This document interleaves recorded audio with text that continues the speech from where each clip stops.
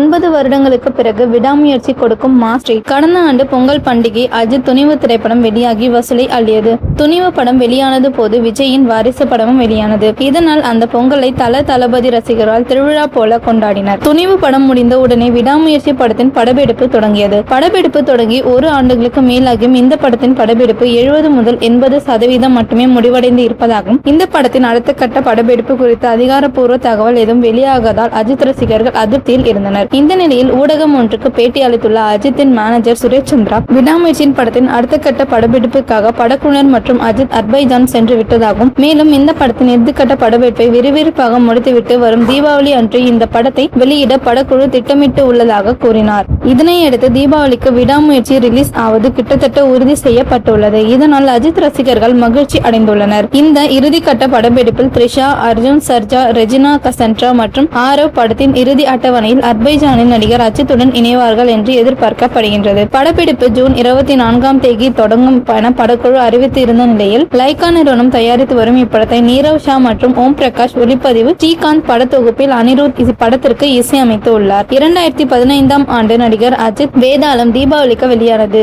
அதன் அஜித்தின் எந்த படமும் தீபாவளிக்கு வெளியாகவில்லை. தற்போது 9 ஆண்டுகளுக்கு பிறகு அஜித் நடிப்பில் தீபாவளிக்கு விடாமுயற்சி படம் வெளியானது. மேலும் தீபாவளி பாக்ஸ் ஆபீஸில் சூர்யா நடித்த கங்குவா படமும் மேலும் பெரிய சில படங்களும் வெளியாக உள்ளன.